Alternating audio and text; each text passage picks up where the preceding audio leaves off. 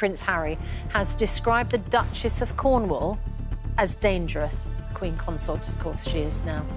He accuses his stepmother of having willingly traded information with journalists. Harry spoke with Anderson Cooper about the emotional trauma following his mother's death and accused Camilla, now Queen Consort, of weaponizing the British press to improve her own image. My mother was the Queen for a very long time, and although you kind of know that this might happen, you don't really think about it very much. No one bows and curses to the king, and no one moves a limb or muscle when Camilla passes. The ability to have somebody who is kind of epitomizes what you think your country stands for after years of tension and conflict. Camilla's removal from Buckingham Palace seems to have become a reality. Prince and reportedly made a revealing comment that triggered the decision, though, and hasn't directly expressed hostility. There are growing signs that Princess Kate shares a similar stance on Camilla, further supporting the move. So, how did things get to this point? What roles are Princess Anne and Kate playing behind the scenes? Join us as we look into Princess Anne's shocking revelation and the brewing tension behind the palace doors that has sent Queen Camilla packing. Tension in the palace. The royal family is not as perfect as it may seem. In films, behind the scenes there are careful efforts to maintain a good public image, but also hidden tensions and struggles for power. Family members often have to balance their personal feelings with their responsibilities to the crown. The media constantly watches them, making sure that every action is examined. The pressure to uphold family loyalty and public duty can create challenges, and sometimes this leads to conflicts and tension within the royal family. These behind-the-scenes struggles are a far cry from the glamorous image often portrayed. This time it seems that the princesses are at loggerheads with the Queen Consort. Camilla and Princess Anne are at the forefront of the whole dispute lately. Anne has stepped out to voice her views about the Queen, and she doesn't seem to be mincing words at all. Apparently Anne believes that Camilla is unfit to rule the British monarchy as Queen. As such, she urges everyone not to refer to her as Queen. This view comes from the notion that Camilla and her brother King Charles were having an affair while Lady Diana was still alive. But then, could it be all that? From the history books we've heard numerous scandal stories surrounding royals, such as King George IV's marriage to the Catholic widow Maria Fitzherbert, King Henry VII's pursuit of a male heir that led him to initiate the English Reformation to annul his marriage to Catherine of Aragon, and many more. So, it's safe to say that very few royals have a clean closet back at the palace. How is it that Princess Anne's view of Camilla is different? We'll get to that.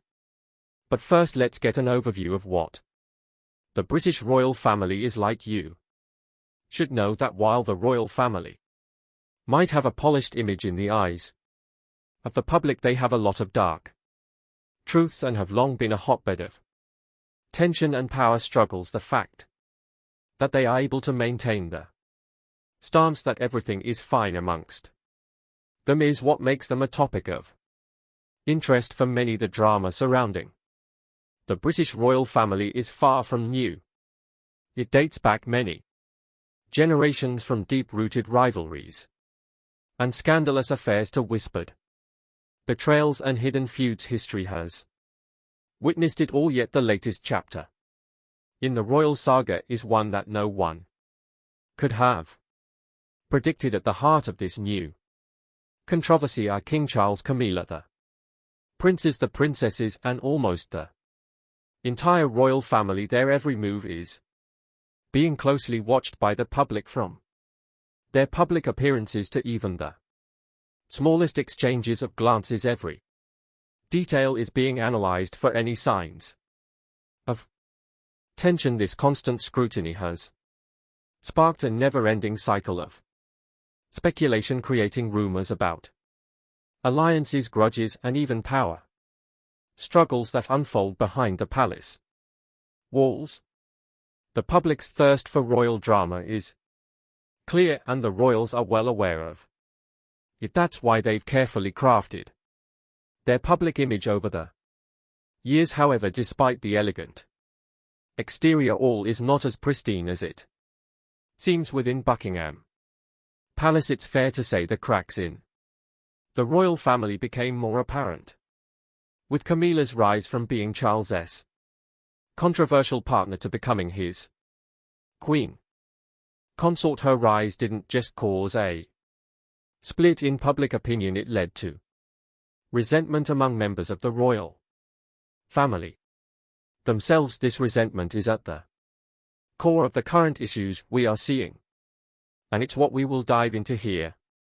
Adding fuel to this already tense situation are Harry and Meghan. Their exit from royal duties has further intensified the public's obsession with the royals. Their recent interviews, often critical of the family, only complicate the monarchy's efforts to uphold its polished image. Despite the royal family's ability to maintain an outwardly united front, conflict is no stranger to them. But what we are witnessing today seems far deeper than the usual royal tensions. What once seemed like normal family disagreements has escalated into a much more profound and impactful issue. The situation is now something that could potentially reshape the royal family as we know it. At the center of this conflict lies Princess Anne. Apparently she has made a shocking revelation about Camilla, pointing her out as one of the threats to the royal system. This revelation has made the monarchy reconsider Camilla's position in the system, hence they've come to a conclusion to remove her from the royal family. The current situation at Buckingham Palace is anything but straightforward, with numerous potential outcomes. Even those watching from the outside struggle to follow the rapidly unfolding events. It has become increasingly clear that within the royal family there are members who may not fully support or respect Camilla's role as queen consort. Despite the family's polished public image, tensions regarding her position have started to emerge, causing speculation about the future of the monarchy and the dynamics within it. From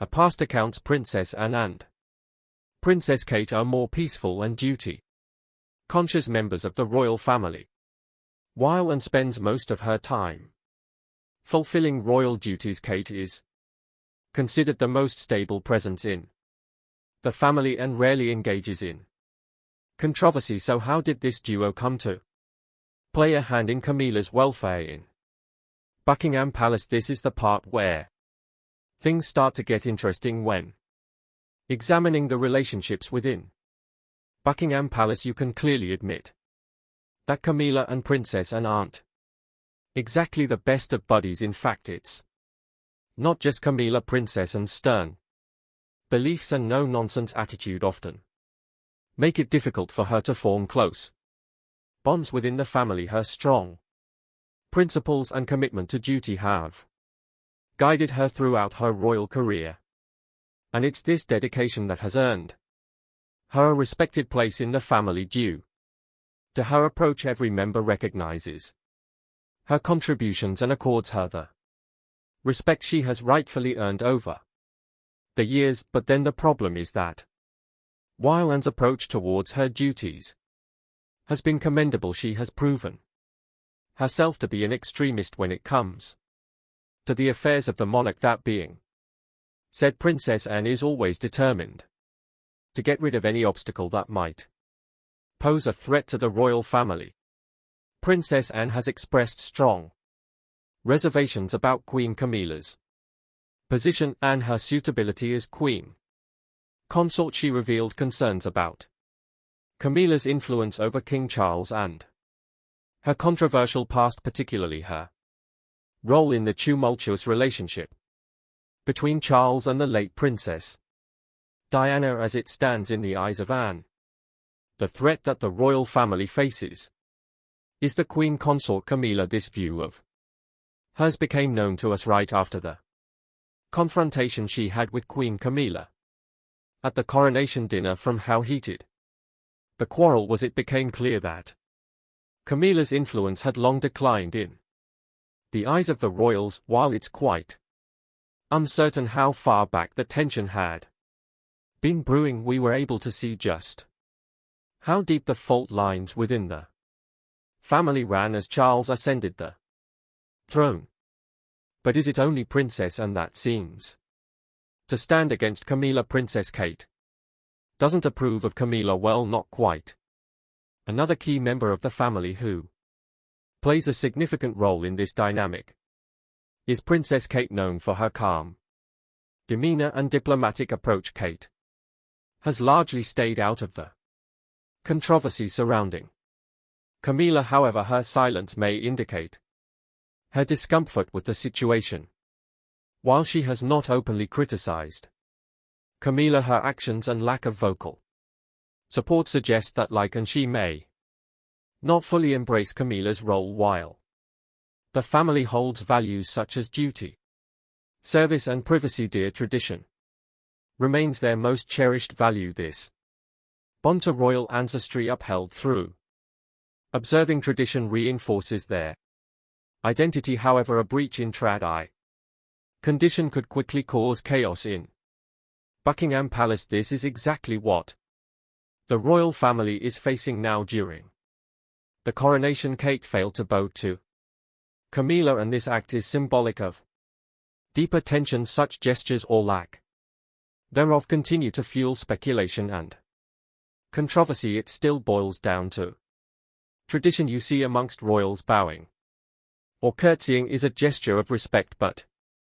it isn't entirely restricted to just that. Aside from being a respectful gesture, it is also a ritual and duty that is done to depict the hierarchy of the royals within the monarchy. In theory, what this basically means is that from the way royals bow to each other, you should be able to tell who is higher in the ranking of the royal system. According to Hello magazine, Kate Middleton's actions during the coronation were particularly scrutinized. Some interpreted her choice not to curtsy as a subtle signal of personal reservations about Camilla's role as queen consort. However, it is essential to note that no official statements or reports confirm such tensions. Instead, Kate's behavior may align with a broader trend of modernizing the monarchy's image and practices by opting for a more subtle gesture like a nod. She may have been balancing tradition with practicality, ensuring her actions were respectful without appearing overly formal. As it stands, Camilla, the queen consort, ranks higher than Princess Kate, so it was expected that she would bow when she met with Camilla and then bow again after they had departed from each other, but that never happened. Instead, Kate simply nodded at the Queen Consort in a subtle way when she met her. Quite true in the eyes of many, this gesture can be easily overlooked, but that doesn't mean it is excusable. But then this is Princess Kate Middleton we are talking about here, being married to Prince William and having ascended the throne to become the Duchess of Cambridge and the Princess of Wales. She had the opportunity to learn about all the traditions of the British royal family. It could have been from public events or even family gatherings. Anyway, the royal tradition has always surrounded her, yet here she was as she boldly looked the Queen Consort in the eye and disregarded one of the most crucial things.